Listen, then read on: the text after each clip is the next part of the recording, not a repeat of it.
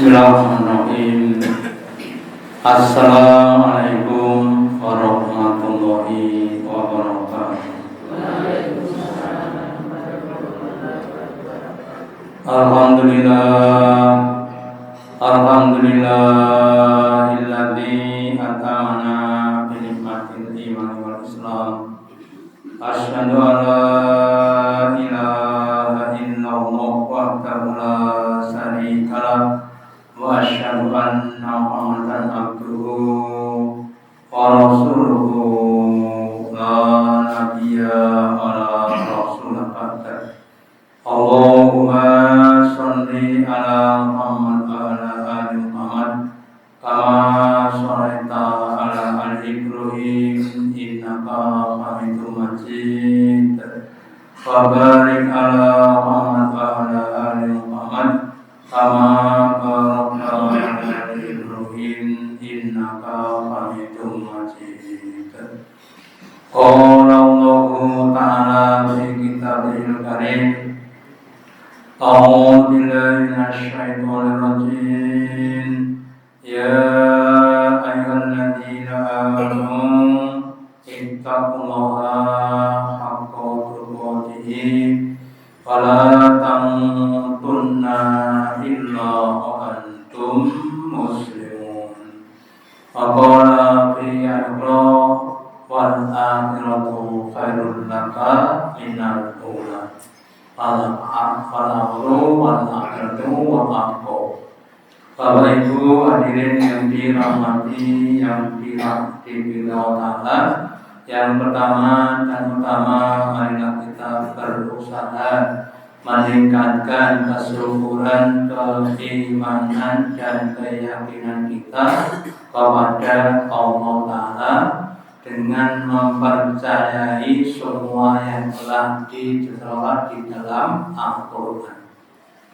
Salah satu yang dinyatakan adalah wal akhiratu khairul laka minal ula, bahwa penghidupan akhirat itu lebih baik bagi kalian manusia dibandingkan dengan yang awal atau dengan yang di dunia.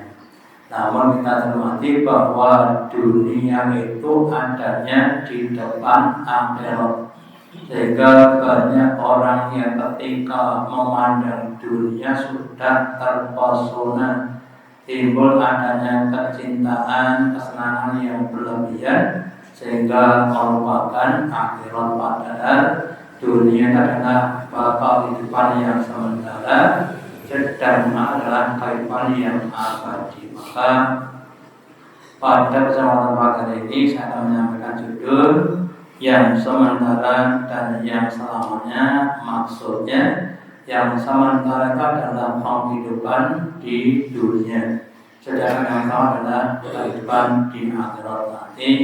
Hidup adalah dilihat dengan berbagai macam konsekuensinya. Kalau kita menginginkan penghidupan dunia, ya nanti dapatnya di dunia saja.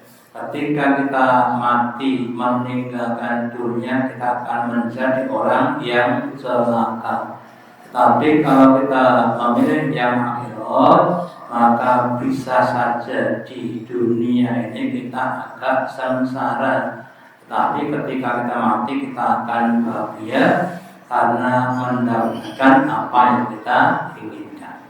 Kita awali dengan pernyataan bahwa apa-apa yang ada di sisimu itu akan musnah, sedangkan apa-apa yang di hadapan Allah itu akan langgeng selamanya.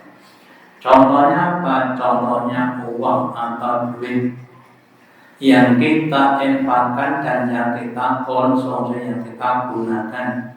Apa-apa yang kita konsumsi, entah itu kita makan berupa makanan, minuman, atau kita pakai berupa pakaian, atau kita gunakan dalam seperti kendaraan dan rumah, itu semuanya akan musnah. Maka di dalam surat An-Nahl, surat yang ke-16, ayat yang ke-96, Allah menyatakan Wahai manusia, ma intakum yang pandu, apa-apa yang ada di sisimu yang kau miliki, yang kau nikmati di dunia itu yang pandu akan musnah, akan hilang. Ya maaf saja kalau kita makan masuk perut keluar ya akan musnah.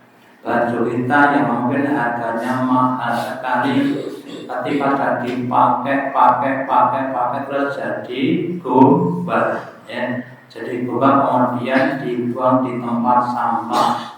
Motor kita, mobil kita, bahkan rumah kita atau yang lainnya akan musnah. Wa ma intallahi bakin, dan apa yang ada di sana adalah akan langgeng. Sebagian uang kita yang kita infakkan, sedekahkan, zakatkan, atau bahkan diwakafkan, itu akan langgeng, tidak akan berubah, bahkan justru akan berkembang di hadapan Allah.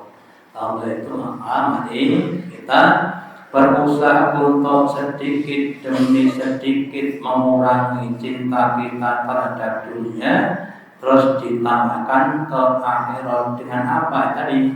Uang yang kita infakkan seandainya sekarang baru 2,5%, ya zakatnya, zakat dasarnya 2,5%, kemudian ditingkatkan jadi 5%, terus jadi 10% dan seterusnya. Ada kisah menarik dari seorang yang aslinya di Mesir. Ada seorang Mesir yang dia belajar atau kuliah, kemudian lulus menjadi sarjana pertanian, kemudian dia balik ke desanya. Kemudian dia membuat suatu usaha dengan dua temannya, berarti bertiga. Kemudian dia buat usaha sedikit, terus kemudian salah satu dari mereka berkata, wahai teman-teman, kita cuma bertiga. Bagaimana kalau ditambah dengan satu anggota yang dia adalah sangat kaya dan sangat kuasa? Siapa itu? Itu Allah Ta'ala. Sehingga kemudian ketika ada keperluan dibagi 4, 3 orang anggota utama tadi, terus yang satu adalah Allah. Maksudnya seandainya mendapatkan keuntungan 1 juta, terus dibagi 4, si A 250, si B, si C sama-sama. Terus yang keempat siapa? Allah Ta'ala. Berapa? 250, berarti berapa? 1/4, ya. Terus makin berkembang, kemudian mereka bertiga mintanya semua setengah, bukan 3/4. Sehingga dasarnya untungnya 10 juta, mereka bertiga itu 5 juta. Yang 5 juta siapa? Allah Ta'ala. Terus berkembang lagi. Mereka bertiga mintanya cuma 1/4. Yang 3 adalah Allah Ta'ala, ya. Sehingga kemudian dengan dana tadi dia bisa membangun mulai dari masjid, pondok pesantren, bahkan universitas dan sebagainya, yang semuanya itu kemudian untuk Allah dan orang-orang yang beriman. Contohnya begitu, ya. Sehingga apa yang mereka sampaikan akan menjadi simpanan besok di akhirat. Terus Allah melanjutkan, wa najyanal ladzina sabaru, dan sungguh Allah akan membalas kepada orang-orang yang sabar. Sabar ketika hidup di dunia, bertakwa kepada Allah, sabar untuk beribadah kepada Allah, sabar untuk menghindari meninggalkan larangan Allah, sabar atas musibah-musibah yang dirahmati, bi'ahsani makanu ya'malu, dengan apa-apa yang lebih baik. Jadi Allah akan membalas dengan yang lebih baik dibanding dengan apa yang kita amalkan. Semakin banyak yang kita amalkan akan semakin banyak balasan Allah kepada kita. Minimal adalah 10 kali. Seandainya kita infak 1 juta, maka Allah minimal akan membalas 10 juta itu minimal. Bahkan kalau di jalan Allah Ta'ala adalah 700 kali, bahkan lebih daripada itu ya. Cuma kadang-kadang balasannya bukan langsung berupa harta benda ya, tapi berupa kenikmatan yang lainnya yang kadang-kadang kita tidak terasa. Demikian juga yang kita infakkan tidak cuma uang atau harta, termasuk tenaga kita, pikiran kita. Dalam sebuah hadis dikatakan bahwa itu barang siapa yang dia memikirkan Islam dan Muslimin sampai ubanen, nanti ubanen mergo mikir omong Islam, maka ubahnya justru akan bercahaya di akhirat. Dan nek ubanen mergo mikir utuh ribon. Yang ada ini mikirnya sing mau kita. Uwanan mergo mikir umat Islam bagaimana supaya lebih maju ya, biar lebih positif kita. Kemudian yang diinfakkan itu akan kekal abadi, sedangkan yang dikonsumsi akan hilang. Dalam sebuah hadisnya Nabi bersabda, amaro antat bahasatan, bahwa Nabi memerintah kepada sahabat untuk menyembelih kambing. Fakot fayasimuha baina jironi, maka kemudian Nabi membagi-bagi kepada tetangga-tetangganya, yang depan, yang belakang, kanan kiri dan sebagainya ya. Kemudian kalau Nabi bersabda atau bertanya, fata ba'a fakoma baina jironi, wa kana habasan ilahi dirogan, dan adalah Nabi itu yang paling disuka pada kambing adalah sampelnya. Kita tahu sampel ya, kalau ya, sampelnya yang sini sampelnya. Falamma ja'a Rasulullah, maka ketika dan Nabi telah datang, terus Nabi bertanya kepada Aisyah, ma baqiya indana sayun ya, apakah bagi kita masih ada? Kemudian Aisyah berkata, illa hadzal dirok, kecuali satu dirok ini, satu sampel ini.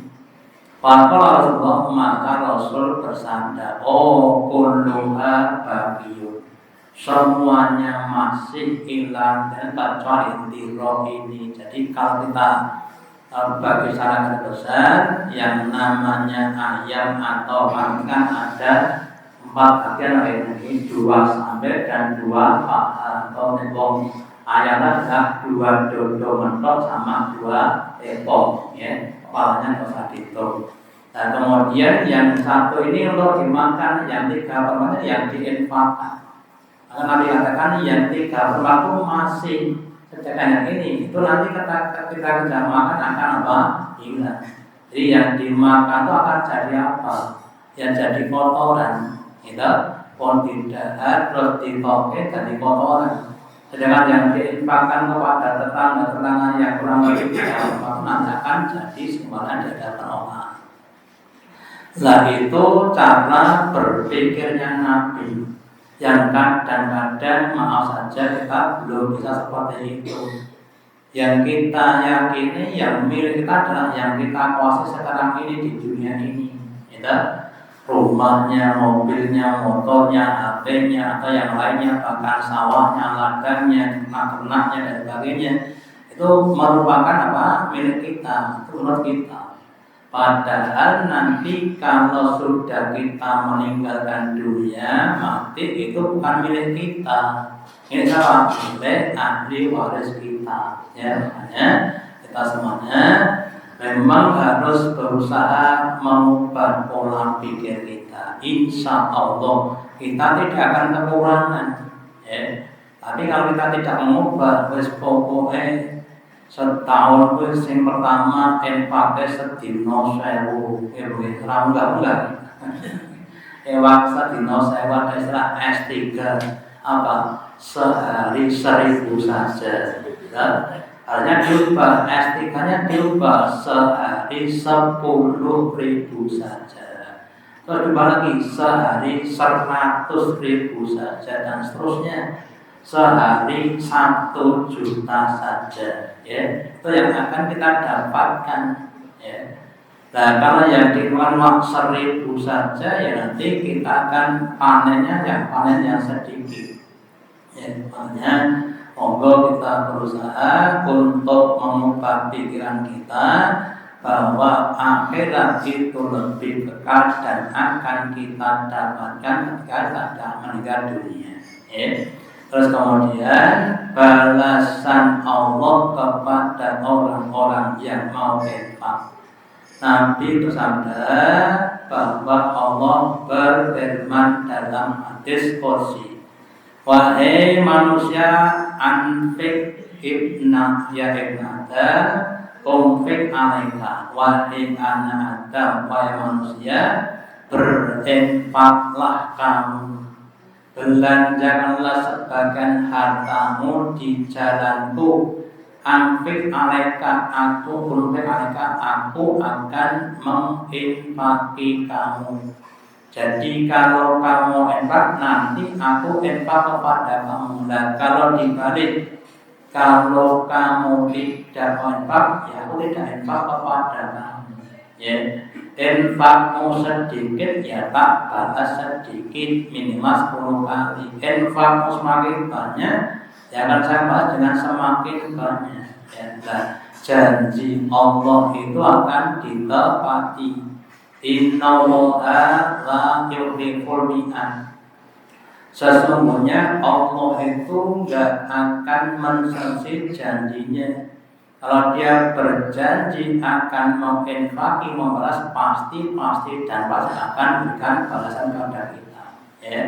Sedangkan kalau kita lihat Bapak Ibu, ya, kalau kita lihat sehari-hari, kalau orang yang berinvestasi itu paling kalau secara normal ekonomi itu dapatnya kurang lebih di bawah 10%. Ya. Kita beli saham, beli obligasi, itu atau kita nyimpan uang di bank, itu hasilnya tidak ada 10%.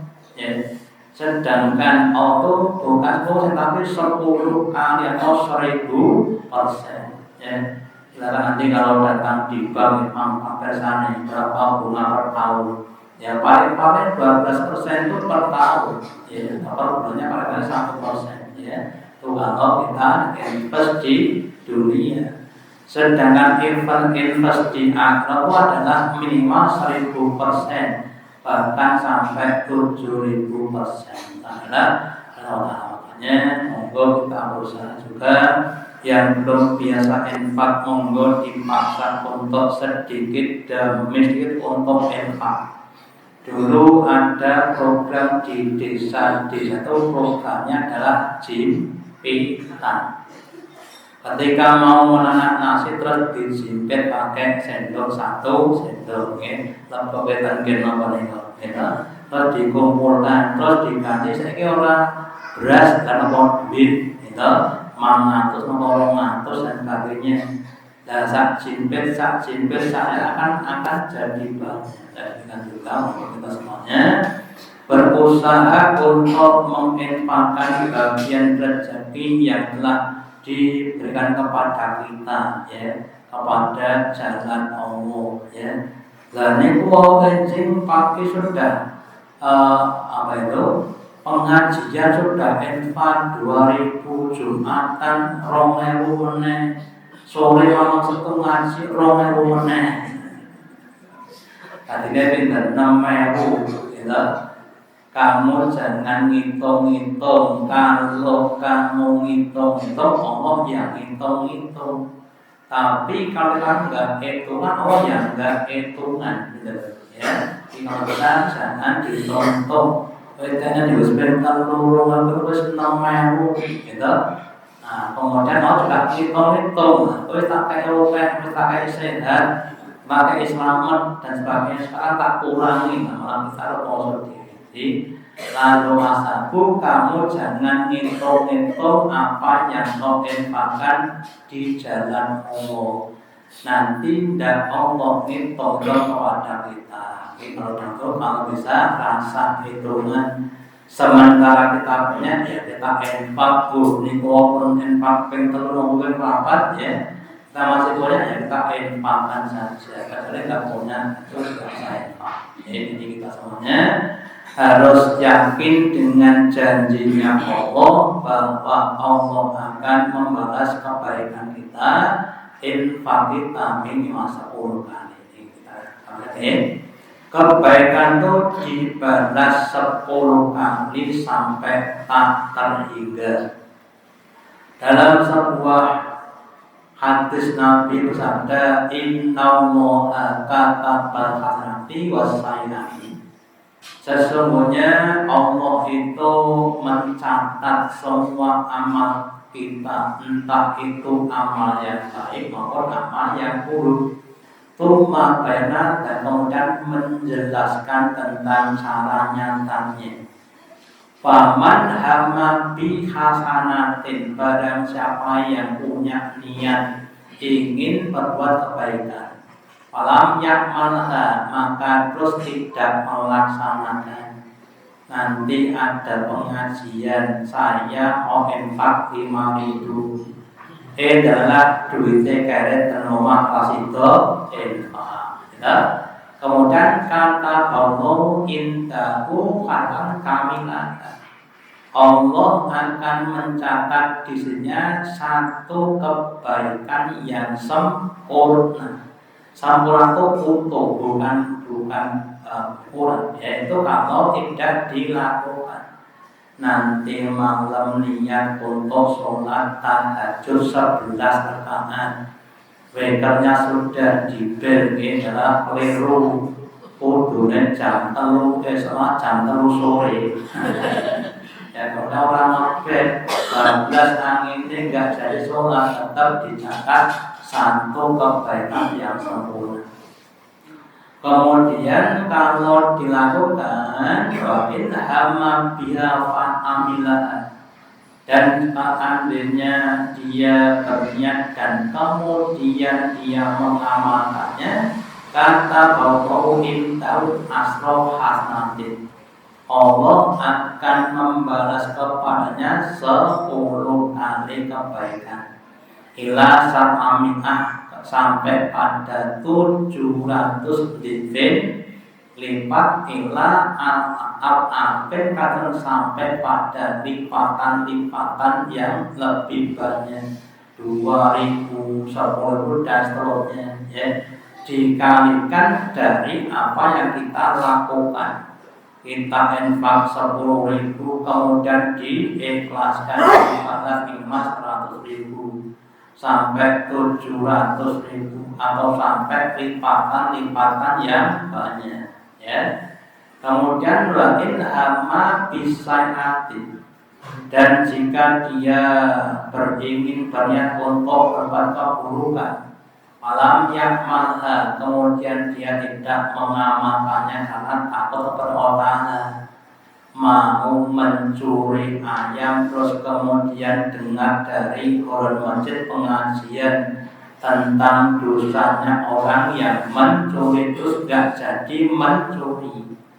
Kata Allah intau haram kamilatan, Allah akan mencatat di sini justru satu kebaikan yang sempurna. Kenapa? Karena gak jadi berbuat keburukan.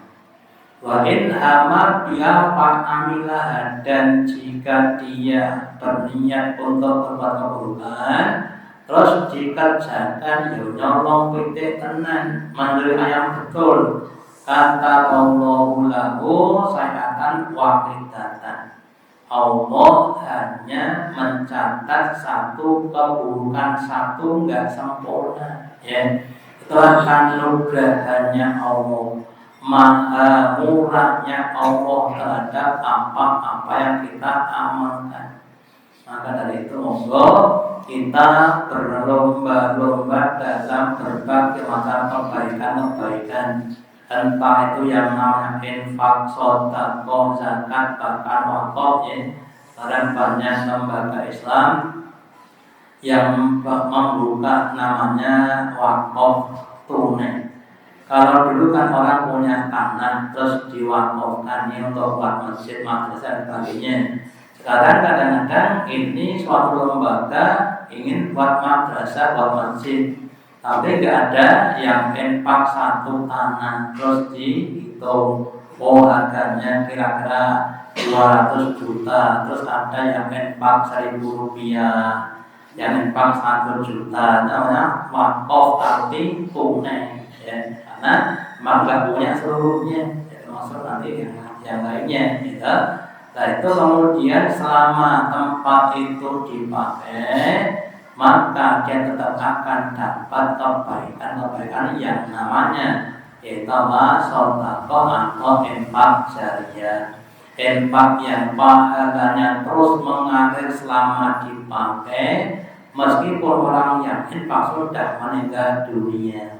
Ya, jadi makanya kalau ada pembangunan monggo kita urut apa yang kita punya. Mas, napa Mbak?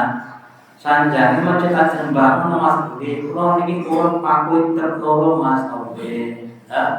Ditangklak ten masjid mungkin nggo cangkolan kerupuk. Nggih. Selama dipakai tetap dapat pahala. Niki amul sok ya paku tertolo. Ya saya ngopeng dan kita dapat yang lebih banyak. Ya. Terus menginfakkan apa yang dicintai, tingkatannya semakin tinggi. Ini barang yang dicintai itu yang diinfakkan. Allah berfirman di dalam surat Al-Imran, surat yang ketiga, ayat yang ke-92. Wahai orang-orang beriman, lan tanal birra hatta tuhibbu. Tidaklah kalian dapat mencapai pada tingkatan iman yang sempurna sampai kalian mau menginfakkan mimma tuhibun dan apa yang kau cintai. Sing paling mbok senengi bondomu pun siti apa, kuwi sing mbok infakne kepada Allah Ta'ala. Wa ma tunfiqu min shay'in, maka apa-apa yang kau infakkan dari sesuatu, entah uang, entah tanah dan yang lainnya, fa innallaha bihi alim, maka sesungguhnya Allah itu zat yang maha tahu. Ada sahabat namanya Abu Talha, beliau mempunyai satu kebun di depan masjid yang penuh dengan pohon kurma dan ada sumurnya, sumber air yang enak. Terus ketika ini turun ayat, kemudian dia pergi kepada Rasulullah. Wahai Rasulullah, Allah telah berikan bahwa tidak akan sampai pada keimanan yang sempurna sebelum kita menginfakkan apa yang kita cinta. Oh ya, kenapa? Sekarang ini kebun adalah kebun yang paling saya cintai. Harta yang paling saya senangi karena di dalamnya banyak kebun kurmanya dan ada sumurnya. Sekarang ini saya infakkan kepada Allah dan Rasulnya. Itu adalah contoh dari sahabat Abu Talha untuk menginfakkan apa yang dia sukai. Ya, dulu juga pada zaman Nabi Sulaiman, ya, misalnya di dalam Al-Quran, ketika Nabi Sulaiman diberi kuda kurang lebih jumlahnya 1.000, kuda kok 1.000, mobil bagus kok cuma 525. Bagia itu punya mobil lah cuma 525 biji, Terus kemudian saking ngelus kuda sampai lupa sholat asar, sampai maghrib tuh, sholat asar mergo ngelus jalan. Terus kemudian kudanya semuanya yang perlu dipotong, disembelih semuanya. Terus dagingnya dibagi-bagi kepada masyarakat. Kenapa? Karena merupakan dan orang. Terus karena dia telah mau untuk mengorbankan kudanya yang 1.000, Allah ganti dengan yang lebih baik dibanding dengan kuda. Apa itu? Kendaraan angin. Kalau kuda nggak bisa meloncat kali, angin bisa meloncat kali. Bahkan ketika naik angin itu satu paginya jaraknya itu kalau ditempuh dengan kuda 1 bulan. Ya, ini lebih cepat, lebih baik rasa makani, gitu. Yang di kuda kan cek makani, nah di angin rasa makani, gitu. Ya.